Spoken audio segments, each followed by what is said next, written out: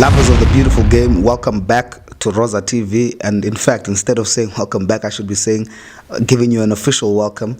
The channel is up and running, and I really do hope that you guys like, comment, share, subscribe, and engage with the content of the channel.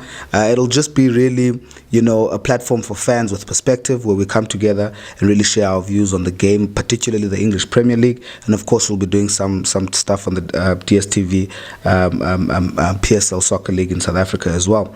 And today I just wanted to do a match reaction on Arsenal 2, Fulham 1. But before I do that, I really wanted to speak about what the channel is going to be offering in terms of content. And probably we'll be doing one podcast a week where we do a review of the games from the previous week and a preview of the games of the coming week.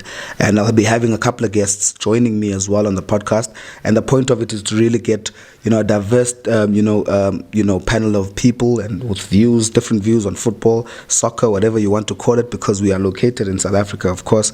But the important thing is that we're trying to get the channel to be able to be a voice for the fans, but give fans with perspective, and not just fans who speak from a point of common sense, but fans with some engagement with the game and all of that. So please do like, comment, share, subscribe. Tell us what you think and what you'd like us to be able to post or engage on the comments below, and I'll definitely make sure to engage that and be able to engage with you. Now on to the Arsenal game. As an Arsenal fan, of course, I watched the game with much anticipation last night, and this is at the time of recording after Arsenal had won 2-1. I think Tottenham are winning 1-0 against Nottingham Forest at the time of recording, and I do hope the score is fundamentally different by the time we're done here. But the Arsenal game was fundamentally interesting because, one, we hadn't gone for 18 years, 4 games in a row in the beginning of the Arsenal season, straight wins. We hadn't done that because the week before we hadn't done 3 straight wins since the 2004-2005 season, which is the season after the Invincibles. And so Arsenal has been on a mission to break records, has been on a mission to set the historical record straight in terms of us being a formidable football club in England. And I think for the past 10 to 15 years, we have been having a soft belly, baby bottom business. We've been soft. We haven't been able to impose ourselves on teams, particularly when we play away from home. And I think this season we started quite well, going away from home to Selhurst Park, where Man City have caught 3-0, where Liverpool have caught 3-0. People find it difficult to play, at Crystal Palace's home ground, and we went and we punished them 2-0 there, and in a fashion that I thought was fundamentally comfortable.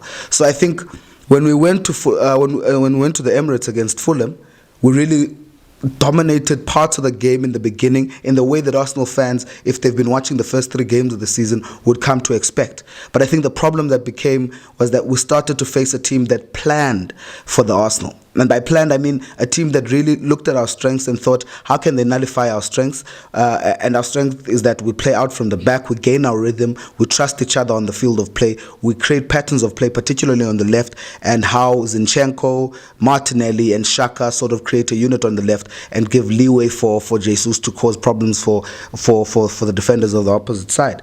But I think this game, it's worth mentioning that the first thing that changed was that Arsenal didn't start with the first 11 that it started with consistently for over the past 3 weekends or 3 game weeks, and that was that we didn't have Thomas Partey.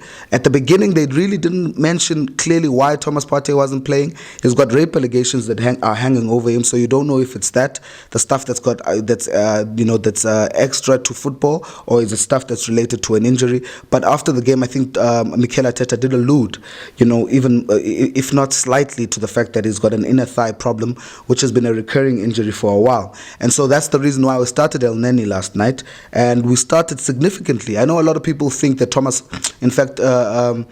Tierney should be starting, as a left back at Arsenal, even though we bought Zinchenko. But I think last night showed us why Zinchenko is the much more flexible, much more dynamic and tactically,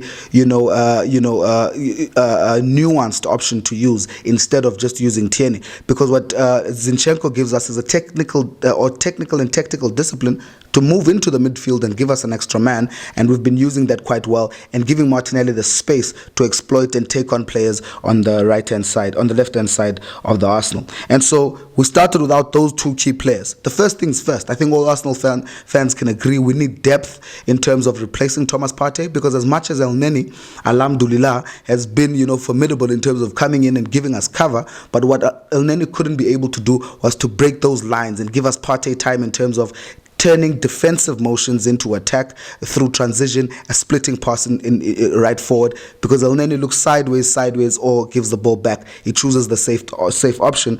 But of course, he's £7 million worth of a player, and we're getting, I think, £15 million in terms of, the output. But we do need to go and sign a Tielemans who's going to give us something more as a deep-lying playmaker. And then the second thing is that Arsenal were, of course, struggling with the whole physicality of Mitrovic, in the sense that, he won so many headers against our defenders. But the thing is that William Saliba, at that young age, was able to strategically and, tactically position himself in a way that gave Mitrovic much more of a problem that he has had in the past 3 game weeks, in a Fulham t-shirt in the Premier League. So I think Saliba did fairly well. And moving on to, one defender that did fairly well to another defender that, almost cost us the game. Gabriel made a mistake, and of course, a lot of people speak about Bukayo Saka not having to pass across his post. But it happens that, players think, I have to trust my defender. He trusted his defender, gave him a pass that was a hospital pass, in my opinion. But I still think Gabriel could have and should have done better. He didn't. He gave Mitrovic, and Mitrovic is an animal in the box. You don't do that. You don't give those easy chances for him. He gave Mitrovic that opportunity, and Mitrovic punished us. But the important thing here is that just a couple of weeks ago, Saliba scored an own goal. And what did the Arsenal fans do? They supported him. In fact, a chant was born from effectively scoring an own goal from Saliba. And that is, I think, the mentality shift that goes and transcends beyond the football pitch at Arsenal, in that the mentality of the fans has also shifted. And we've got to say that is down to Mikel Arteta and his ability to be able to lead a project that is viable for the Arsenal in its holistic approach. Both the fans and the players seem to believe, but also you can tell that the staff seem to believe, and this goes beyond the Amazon Prime videos and stuff like that. And of course, speaking about the character and mentality, we conceded for the first time. We went 1-0 down for the first time this 2022-2023 season, but we came back. We showed fight, because 2, 3, 4, up to maybe 8 years ago, if we had to concede 1-0 to a team, we drop our heads, we don't believe. Years like Mustafi and Socrates and all of these other defenders who would in fact make more mistakes. But what we did this time around is that we trusted ourselves. And I was speaking to Fez now, before recording, to say that, in fact, when Arsenal conceded, they looked even more comfortable to play it out from the back. They showed such professionalism to be able to be calm and build up and remain on their strengths and not allow Fulham to push them into a position of discomfort. And I think that was fundamentally important. And I want to shout out to the fans at the Emirates, from the south, to say that you guys did a great job to keep Gabby on his toes and make sure that Gabby knows that he's supported. And what does he do on the other end?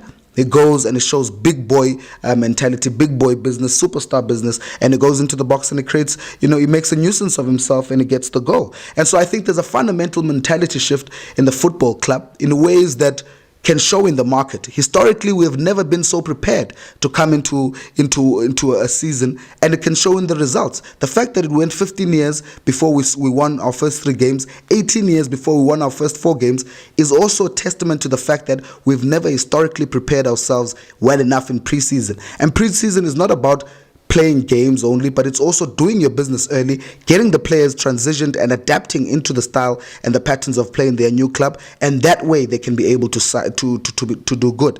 Now, I'll make an example of the 3 out of 6 top signings in the last decade at Arsenal. Thomas Partey was a deadline day transfer. Aubameyang was 2 days before deadline day. Mesut Ozil was a deadline day transfer. And if you can see how we've had a culture of doing business late, it also is a reflection of how we weren't prepared enough to start a season well and start a season on our toes. And I think it's going to be a major advantage. And shout out to Edu, shout out to Arteta for doing that.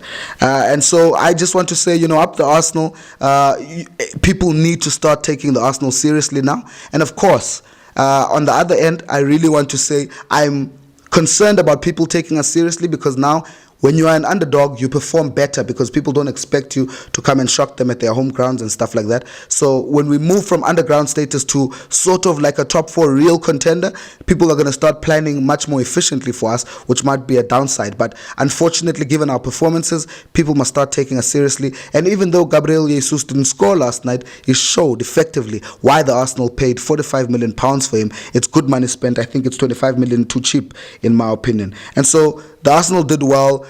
We hope that the consistency continues. Now we go on to Aston Villa. But the big game, the fundamentally serious game, is Man United. They're gelling at the worst of times. And I think if we do get it right against Man United, we'll be on the trajectory. So guys, please like, comment, share, subscribe, and please drop your comments on the comments box and let us know what you think. If you agree with me or disagree with me, I'm happy to take that. Up the Arsenal!